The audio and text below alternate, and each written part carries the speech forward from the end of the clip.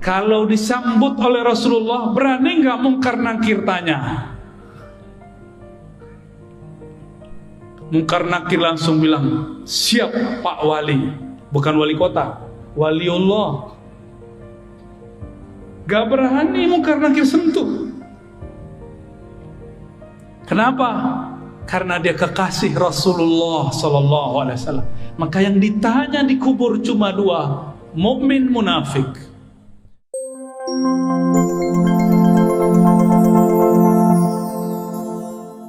Assalamualaikum warahmatullahi wabarakatuh.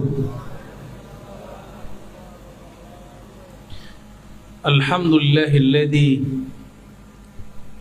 amarna bidzikrih wa anzala ala man dzakarahu at-tuma'ninata was-sakinah. Ashhadu an la ilaha illallah wa ashhadu anna Muhammadan abduhu wa rasuluh. Allahumma salli wa sallim ala sayyidina Muhammad wa ala alihi wal mahdi khalifatihi wa sallim.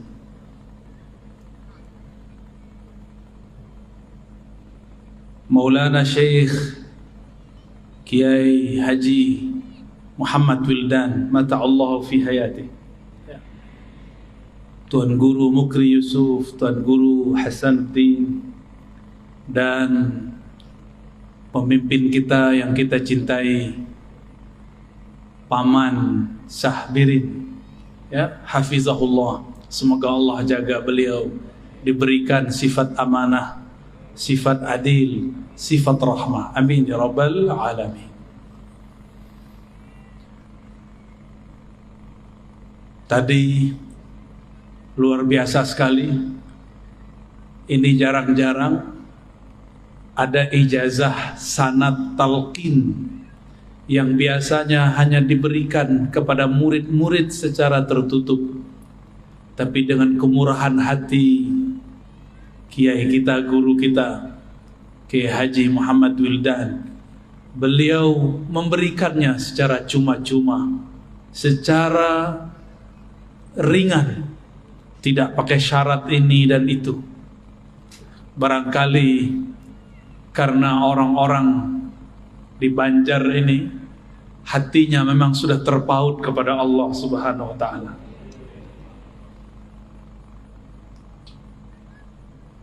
Alhamdulillah, dengan pembacaan sanad tadi, maka siapapun yang hadir, siapapun yang mengatakan qabilna, kami terima, siapapun tadi yang membaca la ilaha illallah, maka lafaz la ilaha illallah yang dia baca bersambung dengan lisan Rasulullah sallallahu alaihi wasallam.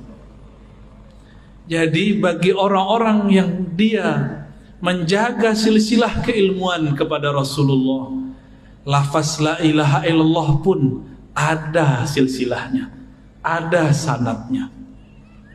Enggak langsung baca buku, apalagi lewat YouTube, ya. Thariqat baru, Thariqat al-Youtubiyah. Di depan saya banyak ini pengikutnya, mursyidnya nggak jelas. Tadi saya senang sekali melihat nasyid tahlil la ilaha illallah. Mungkin di Indonesia, bahkan Malaysia, Singapura, Brunei, sudah tidak ada penampilan zikir dengan teknik-teknik tadi.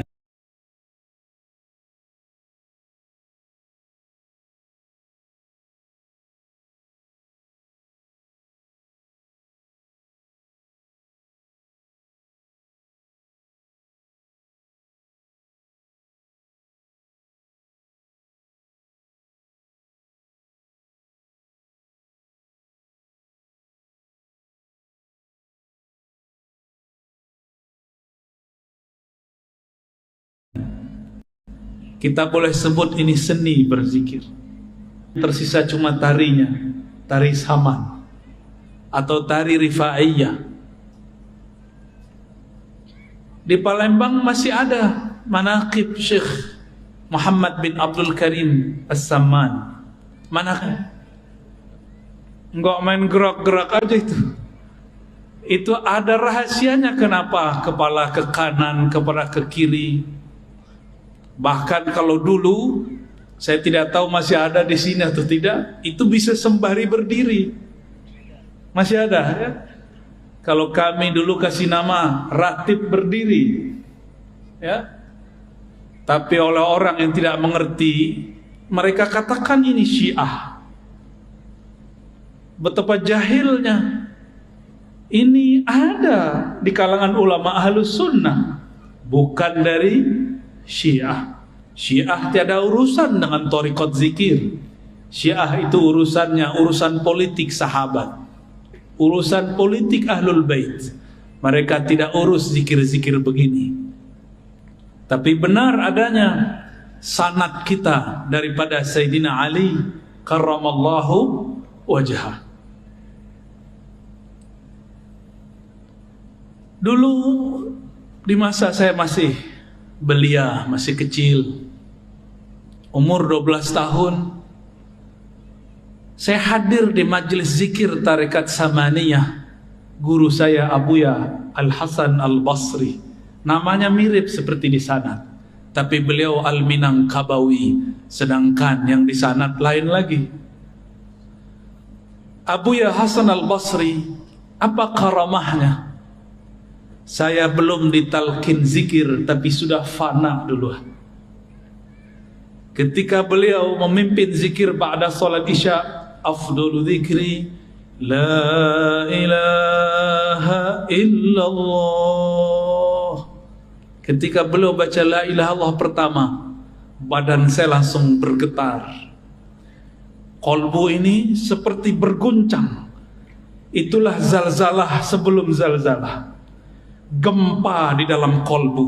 Idza dzukirallah wajilat qulubuhum. Disebut nama Allah, qalbunya berguncang. Karena badan saya masih kecil, akal saya masih belia, umur 12 tahun, akhirnya hilang. Tapi terasanya indahnya bukan main. Kapan saya sadar? Ketika semua orang sudah selesai sholat, sudah duduk ke tempatnya masing-masing, saya masih duduk, kepala masih ke bawah, masih mengarah kepada jantung. Rasa itu tidak pernah saya lupakan sampai hari ini. Nikmatnya ketika kalimatullah masuk ke dalam qalbu. Inilah yang diajarkan oleh dulu Datuk Kalampayan, ya, benar bacanya gitu, Syekh Maulana Muhammad Arsyad Al-Banjari. Boleh juga kita sebut beliau Al-Madani, karena lama di Madinah. Beliau bertalaqi dulu kepada khalifahnya Syekh Muhammad Abdul Karim As-Samman yang ada di Madinah, namanya Syekh Abdul Somad Al-Falimbani. Talqin apa yang beliau ajarkan? Talqin la ilaha illallah. Maka tidak salah muqaddimah tadi, sangat luar biasa, yang dipakai oleh kibarul aulia, pembesar-pembesar aulia, itu la ilaha illallah. Yang menjadi makanan para salik, itu la ilaha illallah. Yang menjadi pembuka tabir-tabir hijab dalam diri, itu la ilaha illallah. Tapi kenapa kalau kita baca la ilaha illallah tidak ada efek? Mungkin kita hanya melakukan zahirnya, batinnya belum mengikuti. Maka sebagai pelengkap nanti ada talqin zikir thariqat. Kalau tadi talqin zikir riwayat, insyaallah nanti saya kasih sebelum kita bubar, sebelum pulang. Karena menghormati Tuan Guru Wildan, beliau sudah bermurah hati memberikan sanad riwayat talqin. Dengan keberkahan juga guru-guru kita, Datuk Kalampayan, begitu juga Abah Guru Sekumpul yang saya sangat cintai beliau. Maka kami pun akan talqinkan insyaallah metode zikir baca la ilaha illallah yang musalsal inda ahli turuq sufiyah.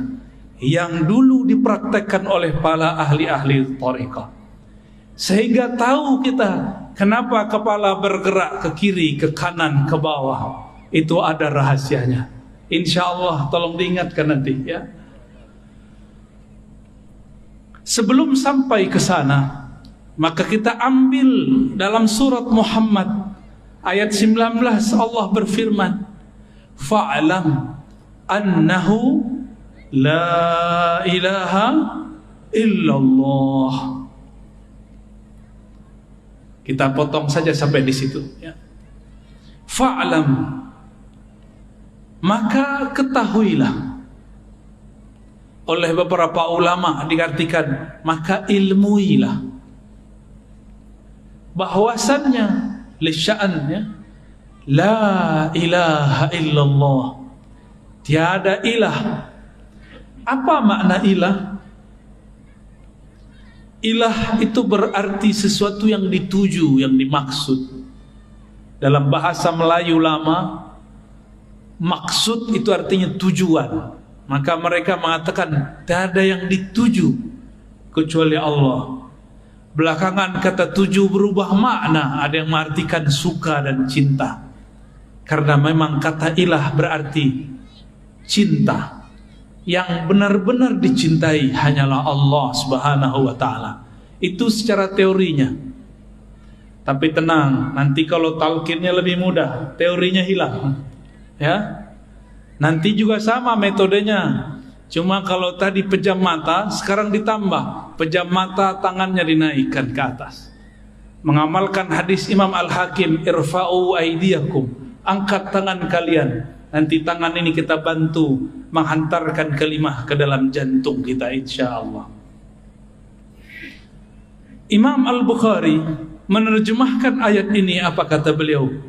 Al-ilmu qabla al-qawli wal-amal. Berilmu dulu, baru berkata, baru beramal. Kenapa la ilaha illallah kita baca, katanya memberatkan, lebih berat daripada langit dan bumi. Tapi kenapa tidak terasa berat di kolbu? Kata orang, berdasarkan ayat tadi, jika disebut nama Allah wajilat qulubuhum, jika disebut nama Allah bergetarlah kolbu. Kenapa tidak bergetar? Karena belum fa'lam, belum kenal. Saya ini heran ngelihat Paman Birin kemana-mana pakai sendal sendal apa namanya tuh? Sendal jepit. Masya Allah.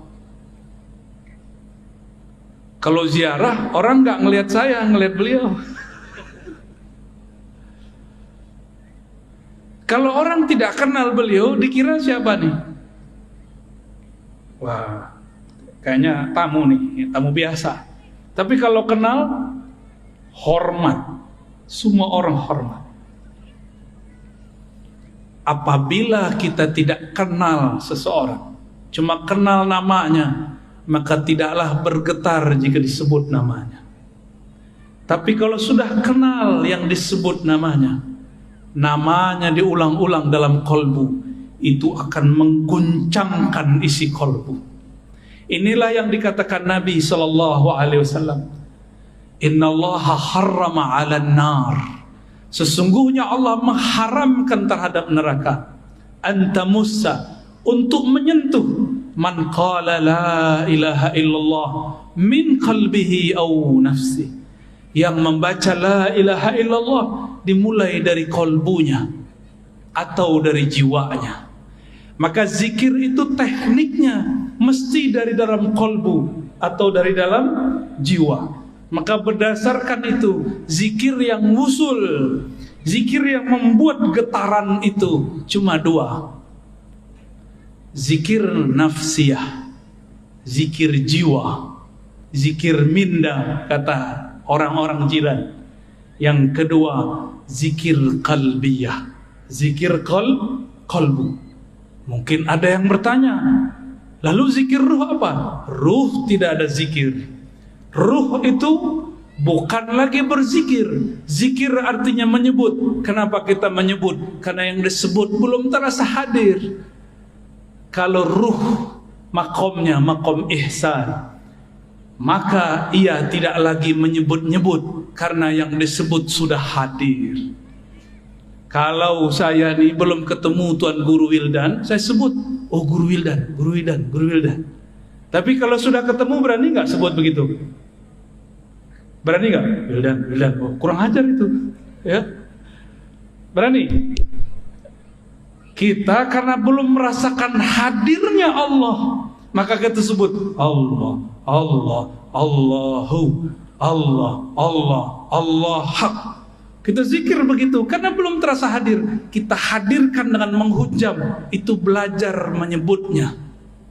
Kalau sudah hadir, yang tadi disebut oleh Tuan Guru kita, wahdatus syuhud atau fana'us syuhud, fana adalah memandang, maka zikirnya bukan lagi menyebut, zikirnya adalah memandang. Pilih mana? Jatuh cinta seseorang, sebut-sebut nama dia, atau ketemu dia kita pandang-pandang? Pilih mana? Sebut-sebut atau pandang? Kita suka seseorang, wajahnya indah, wajahnya cantik, wajahnya gagah. Kalau sudah ketemu disebut-sebut nggak? Atau terdiam dalam memandang? Yang mana? Maka zikir orang yang hadir bukan lagi menyebut. Zikir orang yang sudah hadir adalah memandang.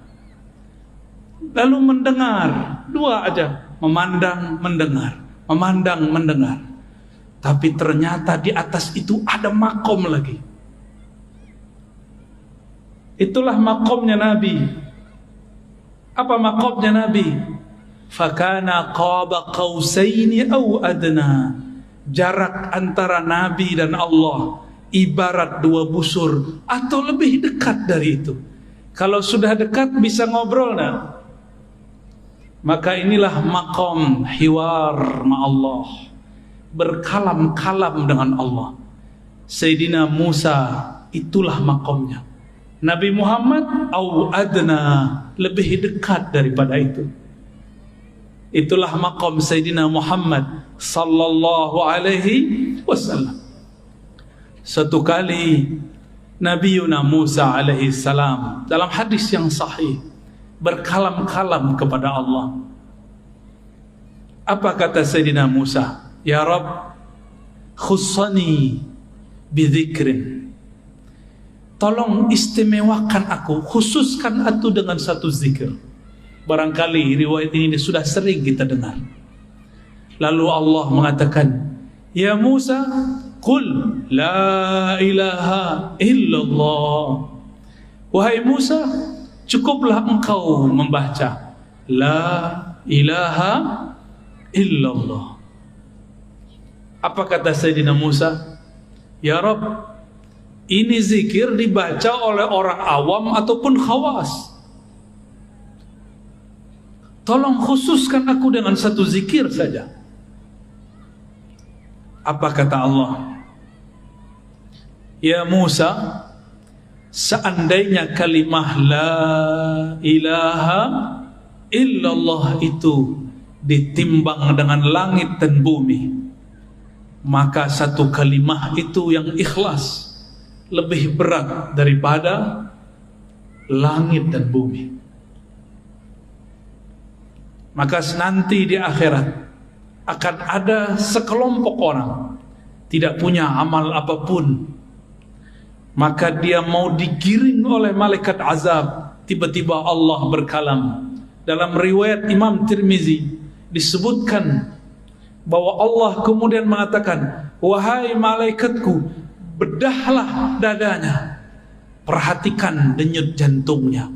Ternyata jantungnya bergetar dulu menyebut la ilaha illallah. Diambillah jantungnya itu, ditimbang dengan semua dosanya. Dalam hadis Imam Tirmizi dikatakan, dosanya sepanjang mata memandang. Tapi ketika ditimbang dengan kalimah la ilaha illallah, apa yang terjadi? Semua dosanya kalah.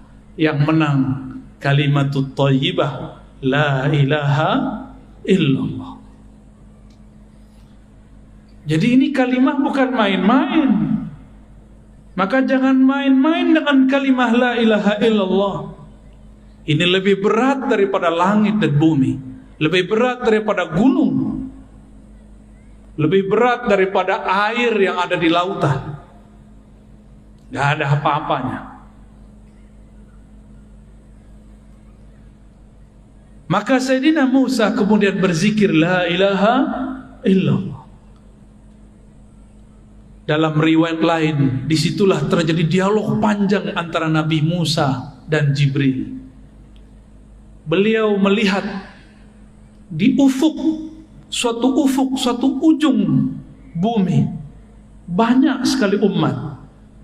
Kata Nabi Musa, "Hai Jibril, itukah umatku?" Kata Sayyidina Jibril, "Betul." Lalu beliau diperjalankan lagi ke negeri yang lain. Maka Sayyidina Musa melihat umat yang lebih banyak daripada umatnya. Kata Sayyidina Musa, "Hei Jibril, itu umat siapa? Umatku juga?" Nabi Musa sudah gak yakin, karena umatnya banyak dulu ingkar. Kata Sayyidina Jibril, "Wahai Musa, itu umat akhir zaman." Kita di akhir zaman bukan? Di akhir zaman. Namun Nabi Musa kepedean. Bril, itu umat saya bukan? Saya enggak yang jadi nabinya. Nabi Musa sama Jibril itu udah kayak orang kenalan, bro panggilnya. Bro Jibril, itu umat saya bukan? Bukan, kata Jibril. Oh, kok bukan saya jadi umatnya? Kata Sayyidina Jibril alaihissalam, itu umat akhir zaman. Kalau gitu, saya aja jadi umat akhir zaman. Maka memintalah Sayyidina Musa, "Ya Allah, jadikan aku nabi umat akhir zaman." Apa kata Allah? "La ya Musa." Tidak, wahai Musa. Nabi akhir zaman itu Muhammad sallallahu alaihi wasallam. Disitulah beliau angkat tangan, "Ya Rabb, kalau begitu jadikan aku salah satu dari umat akhir zaman, umat corona." Ya. Jadi jangan sedih jadi umat corona, nikmati. Inilah dulu yang diminta oleh Sayyidina Musa. Di akhir zaman ini semua bala bencana ada, banjir ada. Ini Banjar lagi panen banjir, Pak Gubernur. Kita berdoa semoga segala Allah selesaikan. Nanti diberikan jalan insyaallah. Amin ya rabbal alamin. Siapa yang terkena musibah semoga tetap bersabar. Innallaha ma'ana. Itu Nabi Musa. Dulu pernah doa enggak? Ya Allah, dulu di alam sana pernah doa enggak? Gak ingat kan? Gak ada yang ingat, saya juga gak ingat. Tapi sebenarnya kita dulu semuanya berdoa. Dulu di alam arwah semua kita dulu berdoa. Ya Rabb, jika Engkau utus kami, lahirkan kami dengan jasad fisik, lahirkan kami sebagai umat Ahmad. Dulu sudah ada namanya Ahmad, memancar darinya yang disebut Nur Muhammad sallallahu alaihi wasallam. Mirip-mirip seperti tadi lingkaran tadi. Persis seperti itu. Di tengahnya ada Ahmad. Lalu ada lingkaran pertama, lingkaran kedua. Begitulah terus sampai 124.000. 124.000 inilah mereka semuanya meminta agar menjadi umat Nabi Muhammad sallallahu alaihi wasallam. Sang Ahmad ketika dilahirkan menjadi Muhammad. Lalu selebihnya ada semua para nabi, para rasul, jumlahnya berapa? 124.000. Ini tadi berapa nih Pak Kiai jumlahnya? 200. Bisa dibayangkan 124.000 cahaya mengelilingi Sang Ahmad dengan cahayanya Nur Muhammad sallallahu alaihi wasallam. Maka siapa yang memandang Ahmad saat itu, lalu dia cinta, dia dilahirkan oleh Allah sebagai Habib, zuriat Rasulullah SAW. Siapa yang kenal Ahmad, maka dia dilahirkan oleh Allah sebagai ulama. Siapa yang cinta dan kenal, jadilah dia Habib perseorang alim. Udahlah Habib, dia alim pula. Itulah sejarahnya di alam dulu sebelum kita ada di alam ini. Jadi bukan sembarangan kok ada Habib terlahir Habib, kok ada Kiai, Gus, alim terlahir sebagai orang alim. Bukan sembarangan, itu adalah sejarah yang berulang. Semua para nabi berdoa jadi umat Nabi Muhammad, tapi yang terzahirkan dalam riwayat cuma 12. Apakah itu terwujudkan? Coba perhatikan kisah daripada Isra baginda Nabi Muhammad sallallahu alaihi wasallam. Di ujung Isra beliau diperintahkan jadi imam, benar kan? Di belakangnya semua para nabi, bukan? Itulah tanda sah semua para nabi menjadi makmumnya Rasulullah sallallahu alaihi wasallam. Jadi umat Nabi Muhammad sallallahu alaihi wasallam. Tapi meskipun demikian, semua bencana ada di zaman ini, semua maksiat pun ada di umat ini. Tapi nggak usah khawatir, semua ma'rifatullah diturunkan pada umat ini, khususnya akhir zaman. Dan sudah dimulai di negeri ini dulu oleh Syekh Abdul Samad Falimbani, Syekh Muhammad Arsyad. Bahkan dengan lugas, dengan jelas sekali Abah Guru Sukumpul juga mensyarah tentang ilmu ini. Dan kita nggak boleh berhenti, kita teruskan kajian-kajian ma'rifatullah mengenai Nur Muhammad sallallahu alaihi wasallam. Inilah ma'rifat yang dulu dicari oleh para arwah. Maka berkatalah Al-Habib Zain bin Smith, begitu juga Syekh Abdullah Faiz Ad-Daghestani An-Naqsyabandi. Apa kata mereka dengan makna yang sedikit berbeda, lafaz yang sedikit berbeda, maknanya hampir sama. Siapa yang wafat, meninggal, mati, belum cukup suluknya, riyadhahnya, belum cukup ma'rifatnya, maka dia, jika dia seorang mukmin, dia mesti menyempurnakan jika masuk alam kubur. Jadi jangan dikira masuk kubur langsung ketemu Allah. Belum tentu. Orang masuk kubur disidang dulu, man rabbuk. Kecuali seperti tadi saya dijemput oleh timnya Paman Birin, keluar dari pesawat langsung ada yang jemput, nggak perlu lewat-lewat tempat biasa. Itu kalau kenal yang punya, yang mimpin negeri Kalsel, yang menguasai rajanya alam barzakh, yang boleh membantu di padang mahsyar siapa? Baginda Rasulullah sallallahu alaihi wasallam.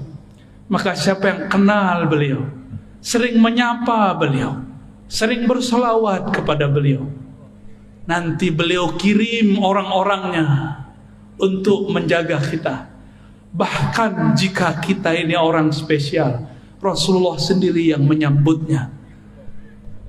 Kalau disambut oleh Rasulullah, berani nggak mungkar nakir tanya? Mungkar nakir langsung bilang, siap Pak Wali.